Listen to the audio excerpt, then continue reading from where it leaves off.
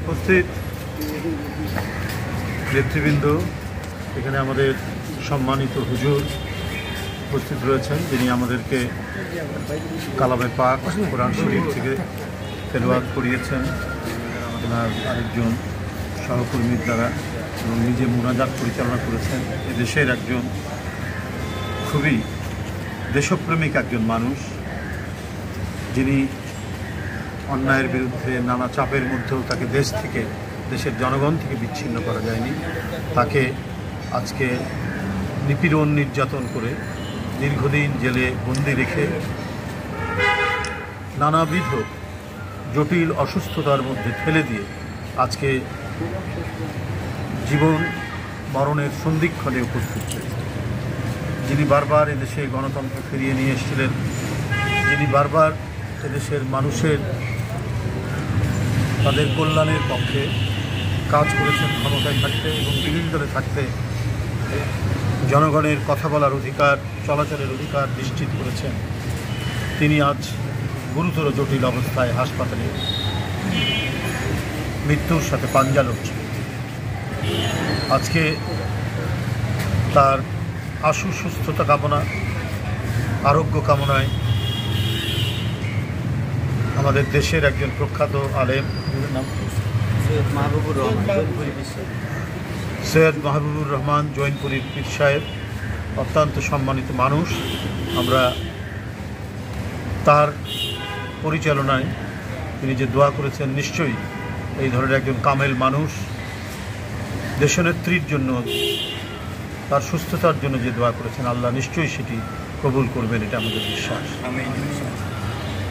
আমাদের বিশ্বাস আজকে এই যে দুর্যোগ এবং দুর্বিপাক, দুঃশাসন, প্রত্যেকটি মানুষ আজকে ভয়ের মধ্যে আছে, প্রত্যেকটি মানুষ আজকে আতঙ্কের মধ্যে আছে।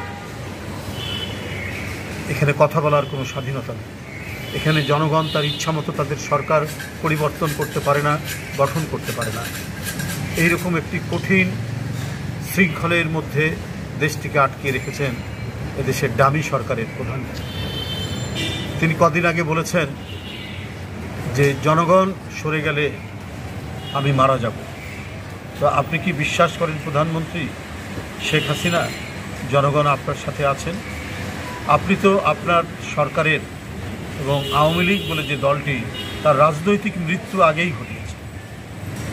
জনগণ আপনার মৃত্যু কামনা করে না, এবং জনগণ যে আপনার সাথে নেই এটি আপনি ভালো করে জানেন।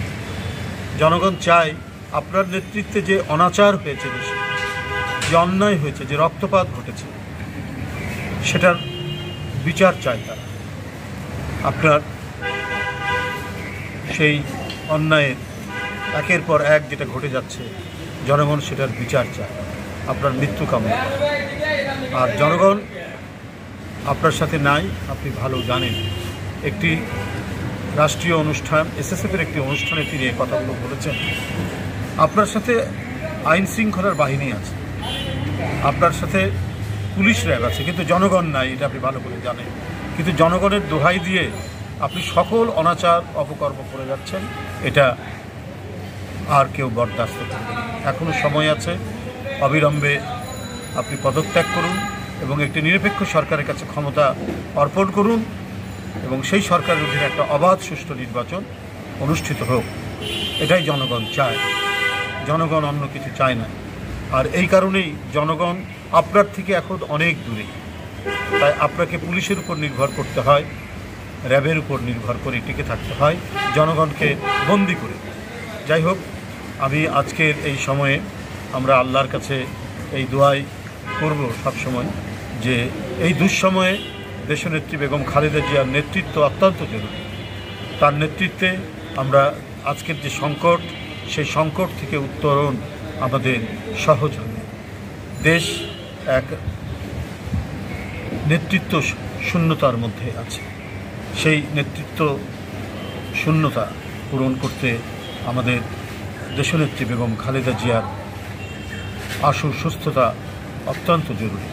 এই মুহূর্তে আমাদেরকে উদ্বুদ্ধ করেছেন, আমাদেরকে প্রেরণা জাগাচ্ছেন আমাদের রাজনৈতিক সংগ্রাম, যার জন্য আমরা এতদিন ধরে লড়েছি, যার জন্য দেশনেত্রী বেগম খালেদা জিয়া লড়েছেন, তার সুযোগ্য পুত্র বিএনপির ভারপ্রাপ্ত চেয়ারম্যান শহীদ রাষ্ট্রপতি জিয়াউর রহমান, দেশনেত্রী বেগম খালেদা জিয়ার জ্যেষ্ঠ পুত্র তারেক রহমানের নেতৃত্বে আমরা আন্দোলন সংগ্রাম করছি এবং দৃঢ় প্রত্যয়ে এগিয়ে যাচ্ছি যতদিন পর্যন্ত না জনগণের অধিকার, তার কথা বলার অধিকার, তার গণতান্ত্রিক অধিকার, তার ভোটের অধিকার, তার নিরাপদে বসবাস করার যে অধিকার সেটা ফিরে না আসে।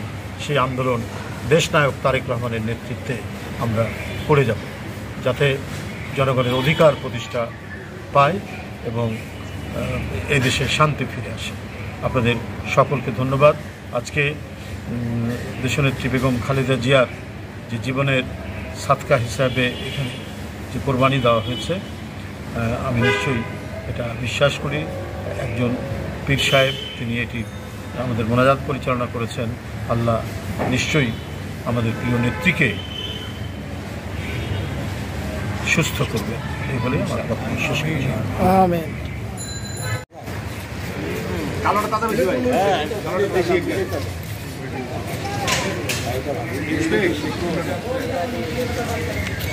এটাই যে অরিজিনাল দেশ। এই চাপে নেই। একটু